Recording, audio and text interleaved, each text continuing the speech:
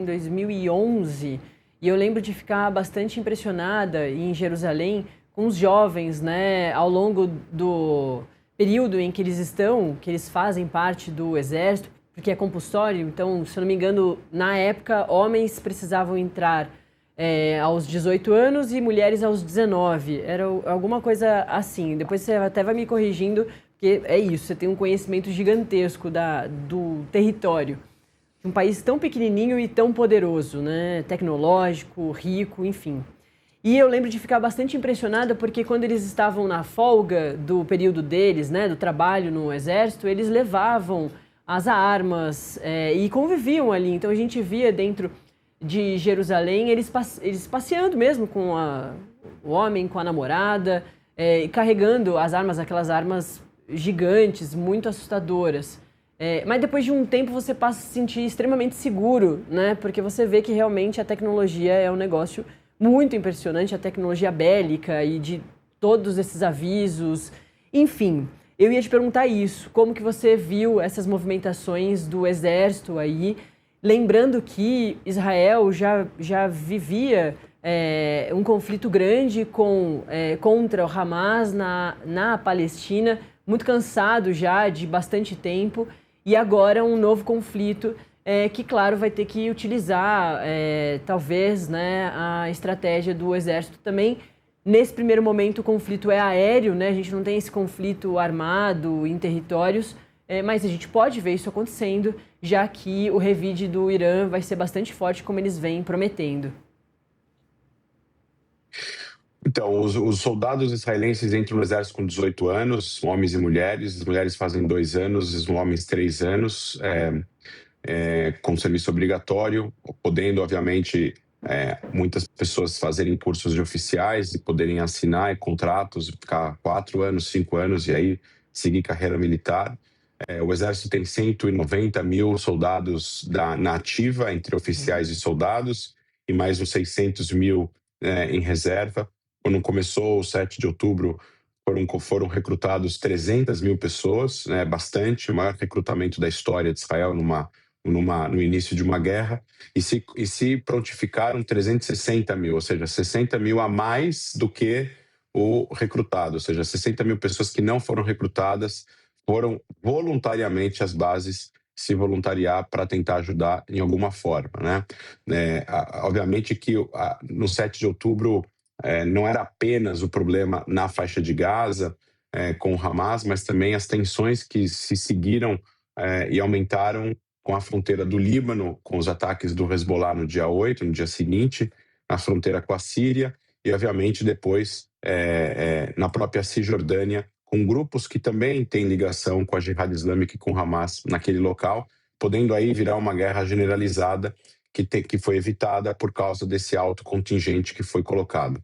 O Exército, as Forças Armadas, como você bem falou, as pessoas, elas, principalmente os combatentes, recebem depois do treinamento a sua arma, um fuzil, uma M16 ou uma M4, e depois de um tempo do seu serviço militar, onde eles já têm esse treinamento e esse ensinamento, eles saem com a sua arma para casa nos finais de semana, quando eles voltam para suas casas. Existe uma série de regras, eles precisam estar sempre com a arma com eles, se eles deixam a arma em casa e saem, eles precisam desmontar a arma em 3 partes, eles precisam deixar essas 3 partes trancafiadas em 3 locais distintos da casa, sob pelo menos 2 chaves, uma gaveta e uma porta, para poder evitar roubo e que essa arma seja usada em um atentado, por exemplo. Se eles saem com a arma, eles não podem consumir álcool com a arma, mesmo se eles estiverem vestidos de civil. Ou seja, existem muitas regras para a pessoa estar armada aqui. Israel é um país que tem porte de arma legalizado, ou seja, as pessoas podem tirar porte de arma, mas precisam de um motivo, precisam ter um treinamento, tem uma restrição, não é fácil, que nem é em alguns estados americanos, ter porte de arma em Israel. Se vê muita gente armada em Israel como um mal necessário, certo? Como uma forma, obviamente, de evitar atentados. Normalmente, os israelenses são um povo bastante esquentado em algumas situações, principalmente no trânsito. Não se vê, por exemplo, discussões onde resulta numa briga onde as pessoas sacam armas, né? Isso é uma coisa bastante comum aqui. Se você vê as pessoas discutindo, mas elas não estão brigando, por exemplo, né? O Exército e as Forças Armadas são a instituição mais confiável e mais respeitada do país pelo Índice de Democracia Israelense, que investiga e faz a pesquisa, que é um grande IBGE israelense, sobre a sociedade israelense. As pesquisas mostram que o Exército sempre tem 80%, 85% da confiança da população judaica de Israel e 60% da confiança da população árabe israelense, que são muçulmanos de descendência palestina.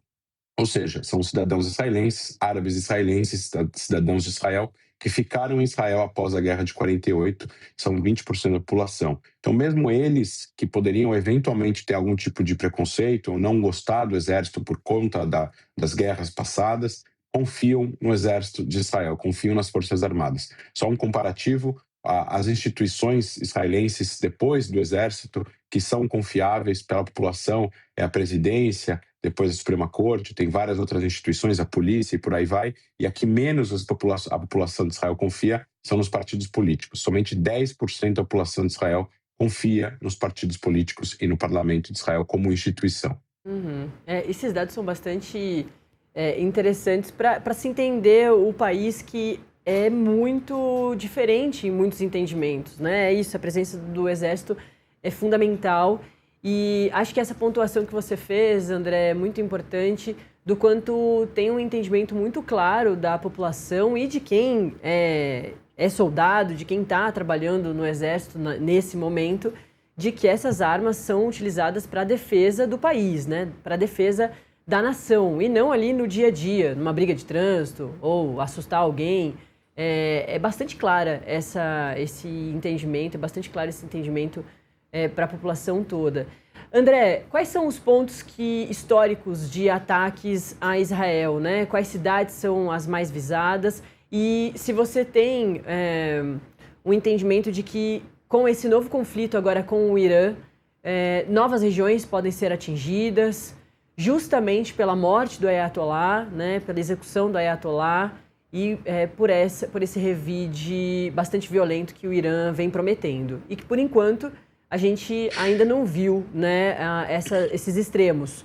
A gente conversou agora com o Urian e ele pontuou, me parece que as reações ainda estão brandas, mas vamos ver como é que vai acontecer esse restante aí dessas próximas horas.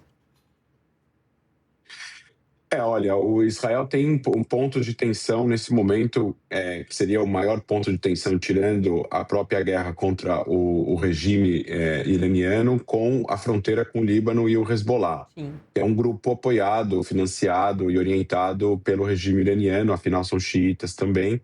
É um grupo já que foi fundado em 82, que se transformou no maior grupo terrorista do mundo, o grupo mais forte, mais bem armado, mais bem treinado, mais rico financeiramente, até essa guerra começar. Depois que a guerra começou com o Hezbollah, em 2023, e que durou até mais ou menos setembro, outubro de 24, o Hezbollah foi praticamente desmantelado no sul do Líbano, né? Eles tinham bastante poder, bastante pessoas e bastante infraestrutura, e essa infraestrutura foi pouco a pouco destruída pela Força Aérea e pelo Exército de Israel, que depois entrou no Líbano por terra e conseguiu afastar as forças do Hezbollah para antes do rio Litani, que fica dentro do Líbano, 40 quilômetros da fronteira com Israel. O Hezbollah prometeu, nessas últimas semanas, que eventualmente entraria no confronto contra Israel caso Israel atacasse o Irã ou atentasse contra a vida do Ayatollah Khamenei. Mas mesmo assim, até agora, ele não entrou. Existe muita pressão contra o Hezbollah dentro do Líbano para não entrar no confronto, principalmente pelo governo libanês e pela população libanesa, que não quer ser palco de mais uma guerra de procuração de outros países, né? O Hezbollah é um grupo terrorista financiado pelo Irã, é considerado um grupo terrorista pela União Europeia, pelos Estados Unidos, Canadá, Japão, Austrália, ou seja, um grupo que mantém controle de determinadas regiões, bairros e armas dentro de um Estado soberano que deveria ser o dono do monopólio do uso das armas na região e infelizmente não é. E, obviamente, que o Líbano não tem interesse como país que ser palco de mais ataques israelenses que já assolaram o país nos últimos 3 anos.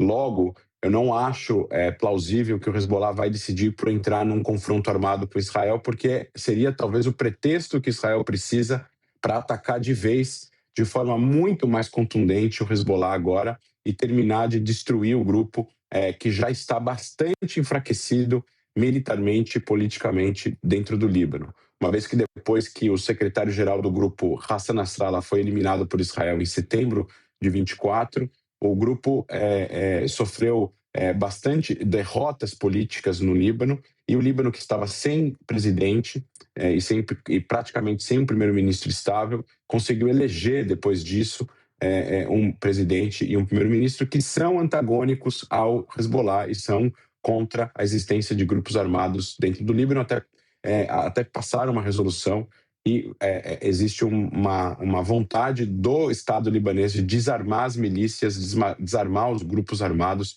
que controlam regiões do país. Então, esse seria o grande ponto de tensão. Eu não acho que o Hezbollah vai se aventurar agora em um confronto armado com Israel. Israel já está em 5 posições estratégicas dentro do Líbano, está ocupando militarmente 5 pequenas posições dentro da fronteira israelense, ou seja, dentro do Líbano, mas muito próximo da fronteira de Israel. A gente esteve lá na semana retrasada, realmente dá para ver partes do sul do Líbano destruídas e sem praticamente população, que antes abrigava uma série de bases e localidades que o Hezbollah guardava armas. Então, agora, nesse exato momento, acredito que as tensões são basicamente com o Irã. Não acredito que vai haver um confronto de soldados em solo, porque o Irã está a 2.000 quilômetros daqui, Israel não pretende mandar soldados para lá, o Irã não tem capacidade de mandar soldados para cá, não tem nem como o Irã conseguir chegar fisicamente a Israel com soldados. Isso obviamente seria visto à distância e seria interceptado muito antes deles chegarem perto da fronteira de Israel. As fronteiras de Israel são bem protegidas e a inteligência de Israel consegue identificar essas ameaças muito antes de elas chegarem.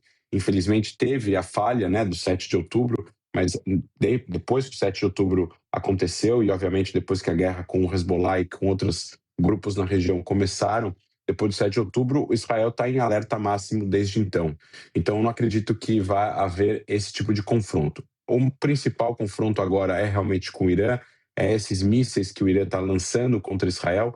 O Irã está fazendo de uma forma diferente do que ele fez na guerra de 12 dias do ano passado, pois na guerra dos 12 dias do ano passado, o Irã mandou salves de mísseis, de mais de 50, 70 mísseis de uma vez, contra Israel. Cansou, obviamente, que conseguiu penetrar alguns desses mísseis, porque o sistema antiaéreo israelense, por mais que ele está composto aí de 3 níveis, 3 sistemas distintos, sistemas que conseguem abater os mísseis ainda na atmosfera, antes de entrar no espaço aéreo de Israel, ainda assim existe nenhum tipo de defesa civil. Por mais que Israel tenha a melhor defesa aérea do mundo, consegue ser hermética e proteger a entrada de 100% dos mísseis 100% das vezes. Então, o que o Irã está fazendo agora, uma vez que eles fizeram essa estratégia no ano passado Israel destruiu mais da metade dos lançadores de mísseis que o Irã possuía na época. Então, o Irã tem um arsenal de 2.000, dizem 2.500 mísseis balísticos, mas lançadores eles tinham 500, eles passaram a ter 180, 150 depois do fim da guerra do ano passado, e agora eles conseguiram talvez reconstruir ou reformar uma parte desses lançadores que também estão sendo destruídos agora.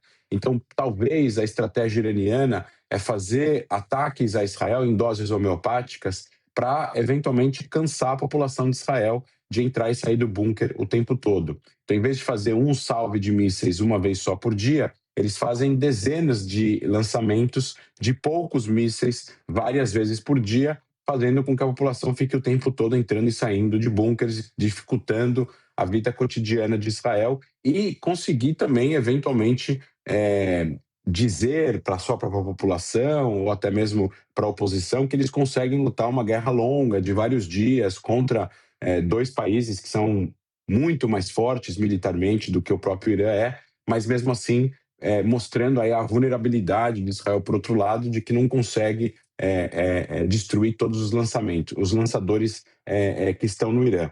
Eles provavelmente espalharam esses lançadores por várias localidades do país. O Irã é um país muito grande, tem 1 milhão de quilômetros quadrados, é quase 100 vezes maior que Israel.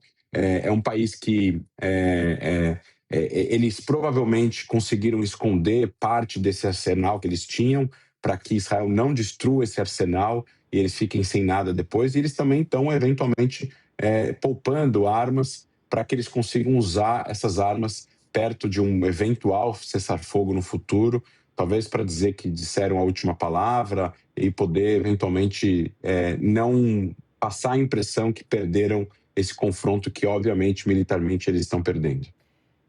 André, eu queria falar justamente sobre isso, né? Sobre o cansaço da população israelense.